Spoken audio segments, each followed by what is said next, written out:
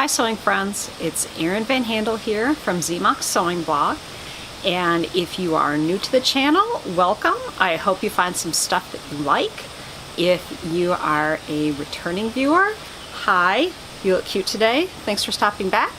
I want to talk to you today about the Lucent Visor from Pattern Fantastique. So let's get busy. So here it is, the Lucent Visor.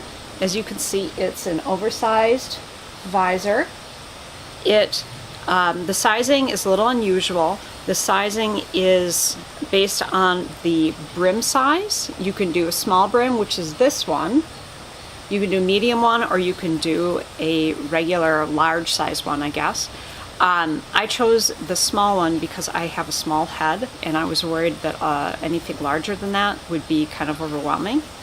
I had a lot of fun sewing this visor, and I have some tips for you, some construction tips for you on things that were challenges to me, and I thought that you would like to hear about some of my hardships so you don't repeat them yourself. So let's take a look.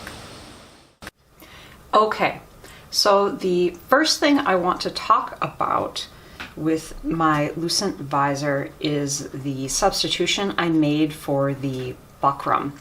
So the directions call for using buckram in the crown and in the brim, and it calls for using woven 100% one side fusible buckram.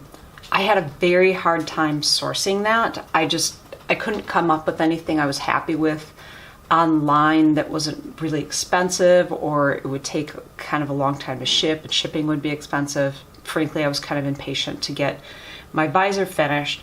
So I went to Joann and really thought hard about what would be a good substitution. And the substitution I came up with is a Pellin product. You probably know, if you've been sewing for any amount of time, that Pellin has about 1 million different types of interfacing. They make a product called Flex Foam, and it is fusible. There is a variation of it that's fusible on one side.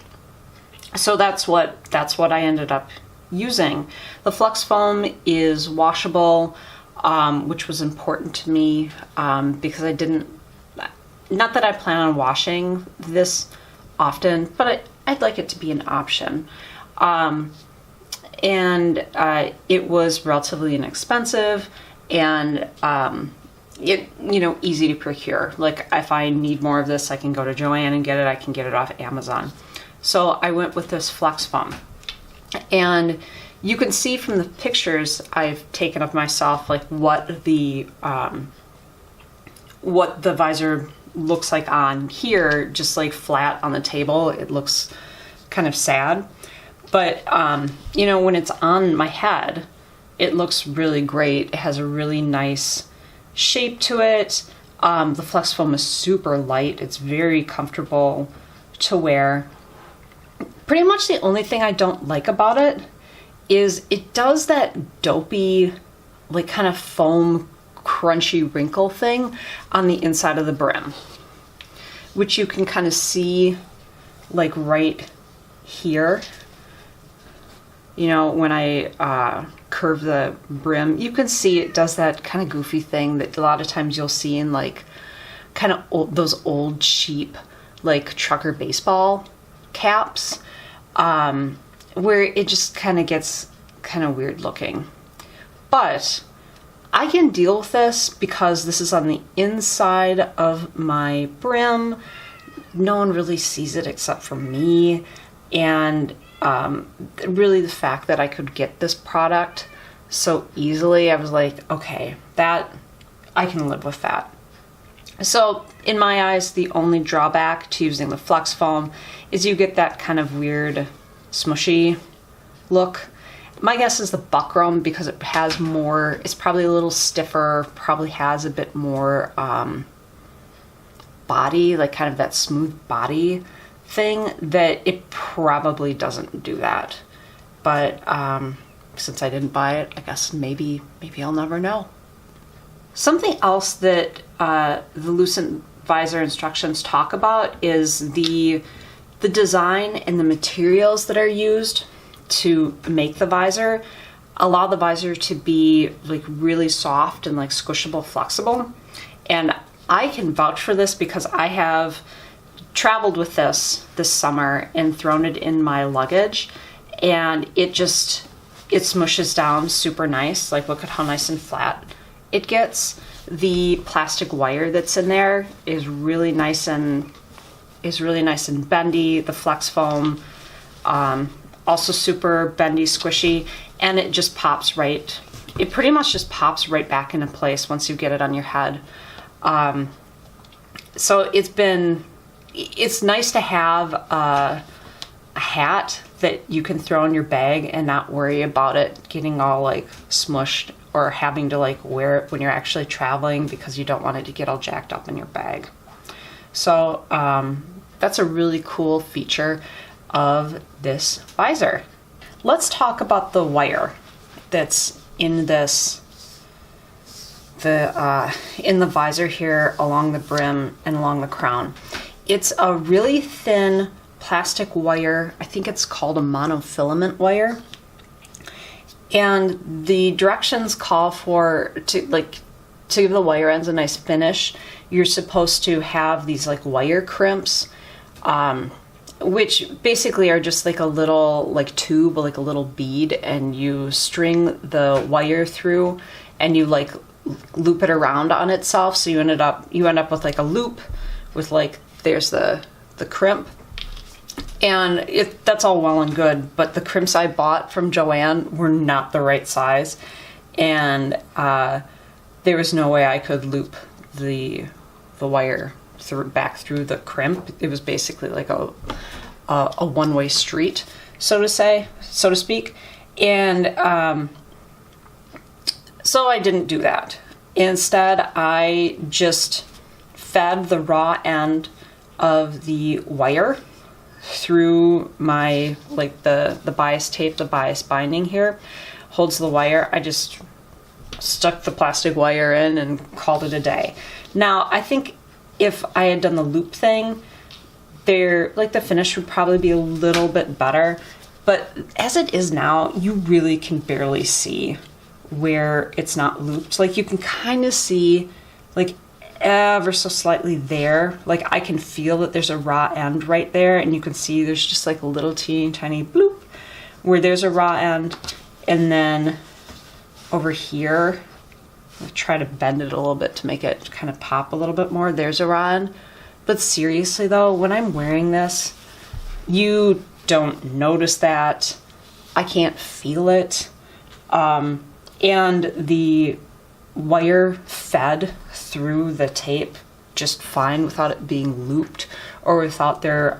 Another suggestion is to wrap the end in masking tape to let it, feed through more easily, kind of like when you feed elastic through like a waistband casing. So you put a safety pin on the end of it so you can like grab the safety pin and like really work it through. I just found it unnecessary because the wire is so stiff. So I don't think you need to do that. I think maybe long term it could rub a bit on your bias tape, but I don't know. Sometimes you just gotta live and let live, Here you can see what I'm talking about with like the crimp where you feed the wire through. And you can see how that would look really nice and give it like a really smooth end to the wire. But I didn't buy the right size crimps, and I was a little bit lazy about trying to find the right size crimps. So that's what I'm talking about. Let's talk about the bar tacks. So you can see that I put the bar tack, it's centered vertically on the crown and where the headband attaches. And it's pretty discreet because I matched my thread nicely. The directions call for the bar tack to be down here in this corner. And I decided to put mine up here because I was not confident that I could sew a bar tack in that spot without hitting the needle or hitting the wire and breaking a needle. Plus it would be just all the layers you'd be sewing through. I was not confident in my sewing skills doing it down there versus up here. That was a little bit of a safer choice in my opinion. So that's a little bit of a variation from the instructions. I also want to show you this little snip here. You can see there's a little bit of a raw spot. When you are adding your bias tape, the directions call for you to make a little teeny tiny snip so that you can lay the crown and the brim, like you kind of like make a little tab, and you like put one tab on top of the other, and then it makes this super duper flat for sewing the tape on. And my advice to you is to make that snip really, really tiny so that your bias tape covers it, and you don't end up with that little raw thing. I should probably put a dab of fray check on this, and then I have a matching one on the other side, of course. But so far it hasn't gotten any worse than that, and I don't know, I just haven't gotten around to it. I'm having too much fun wearing my Lucent Visor, you guys, to do that. But the smaller your snip is, the more likely your bias tape is going to cover that little raw bit, and you won't have that ugly little spot there.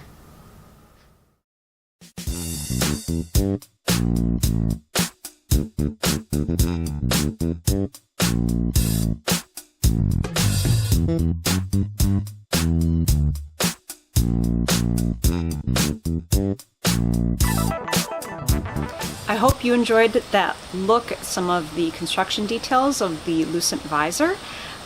It was really fun to sew, and I have just been tickled with the final product here. This has been like my summer look with a pair of aviator sunglasses. I basically come with my own shade anytime I am outside. It's wonderful for keeping the sun off my face and the sun out of my eyes, and I really adore it. It was really fun to make.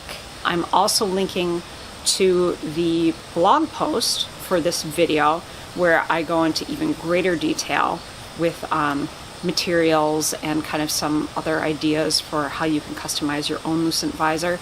So if you could check that out, that would be tremendous. That's all I have for today. Take care, and I will see you in another sewing vlog soon. Thanks, guys.